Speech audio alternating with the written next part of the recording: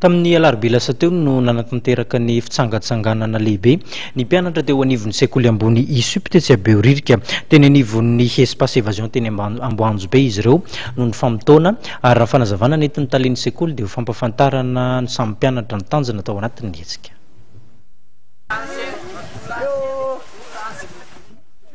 Anisany nandray anjara tamin'izao fitsangatsanganana lehibe izao ny mpianatra efa nandalo tao amin'ny sekoly, toy izay ihany koa ireo mpampianatra nampindreo talen'ny sekoly sy ny mpampianatra ankehitriny.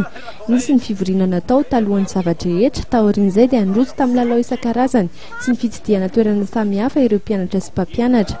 Anisany nanamarika ity andro ny alarobia teo ity ny hifankalalan'ny sy ny firaisan-kina teo amin'ireo mpanabe sy ny mpianatra. Nisy ihany koa ny hifankafahatarana teo amin'ny rotota. Profon'izany ny t-shirt izay nampiavaka ny sekoly.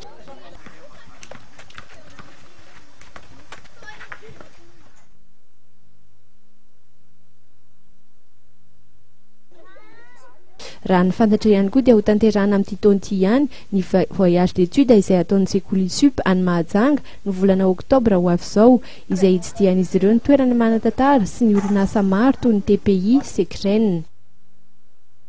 Sehatra ray malalaka zany mba mivoaka kely ana Antananarivo ahafahana mifanerasera mampifandray an'ireo mpianatra efa nianatra eto amin'ny sekoly sy ireo efa nandalo teto amin'ny ivitoerana.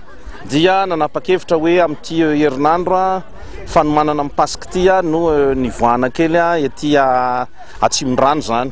Dia eo daholo ny mpianatra rehetra teo aloha mpampianatra ary dia manantena zany ny fifankatiavana eo amin'ny sekoly ary anisan'ny tanjona iray ahafahana manamora ny fianarana sy ny fandrosoana.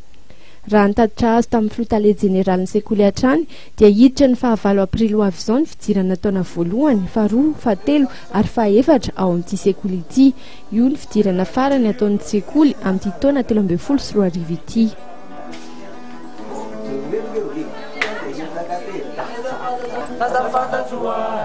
Mi telefonina wine, andani fat sign.